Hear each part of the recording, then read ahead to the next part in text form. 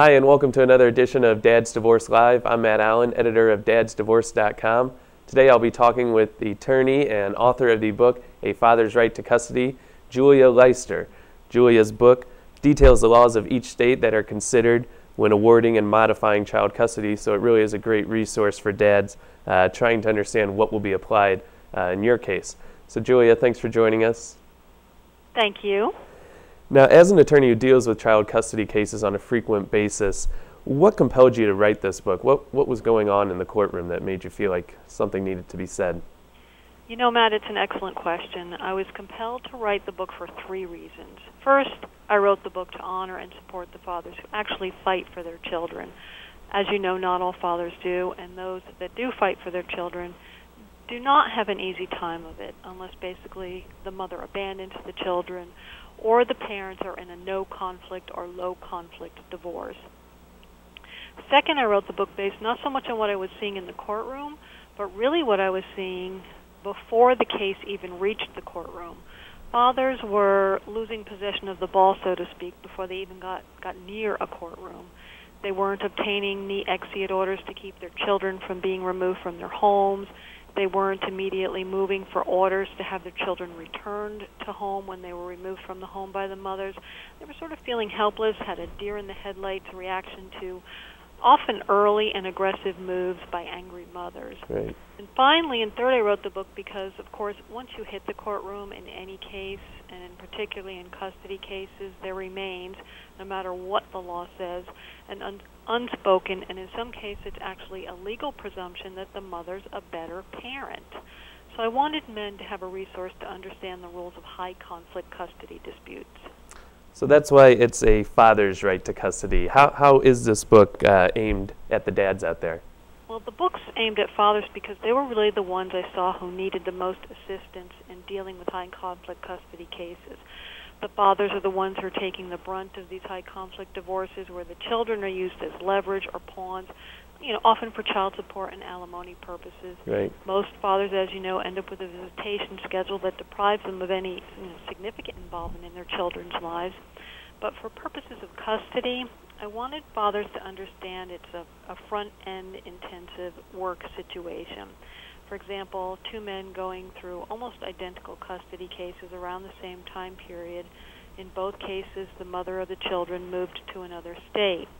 The first father refused to allow the mother to take the children with her.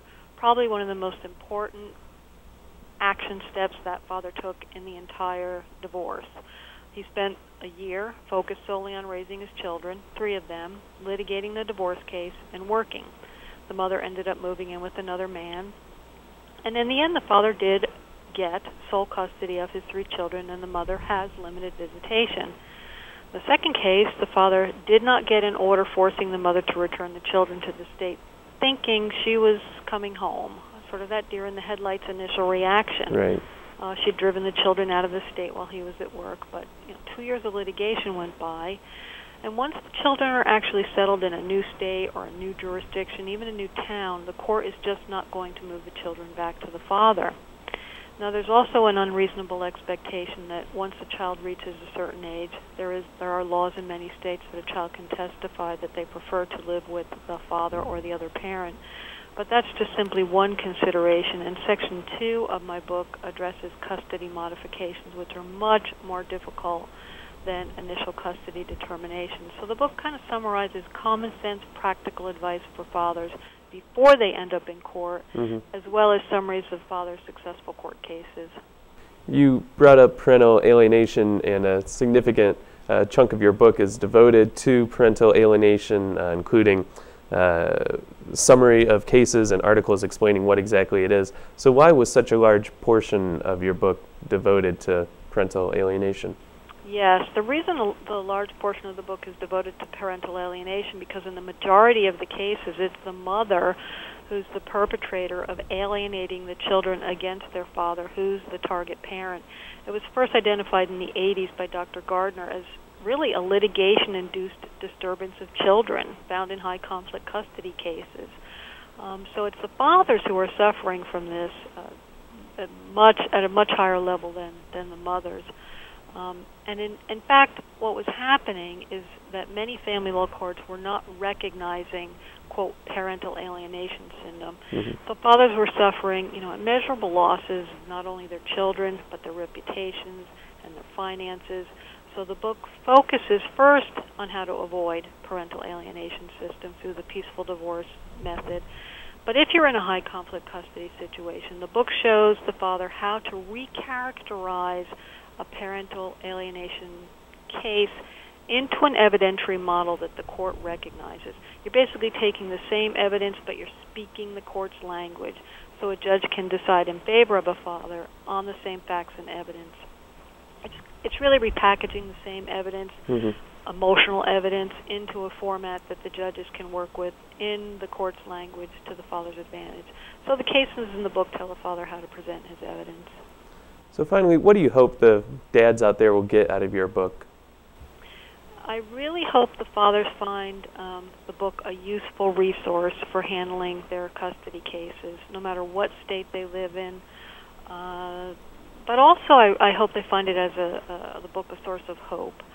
The book, A Father's Right to Custody, lists father-friendly lawyers in every state. The cases list and talk about experts who have testified and been accepted in litigation in court cases, so they can identify experts by state. It also has inspiring and really encouraging true stories of men who were successful in their court cases and who did obtain custody. So these can be used as models for the reader building his own case. But I really hope fathers are encouraged knowing they have yet another advocate out there in their custody fight. Julia, where can people find this book or find out more information about A Father's Right to Custody? It is available on Amazon.com, or they can call me at 1-800-741-1600. Okay, great. Well, thank you very much. I appreciate you joining us. Thank you very much, Matt. I appreciate it. Again, that was Julia Luyster, a family law attorney and author of the book A Father's Right to Custody. That'll do it for this edition of Dad's Divorce Live. I'm Matt Allen, editor of DadsDivorce.com. We'll see you next time.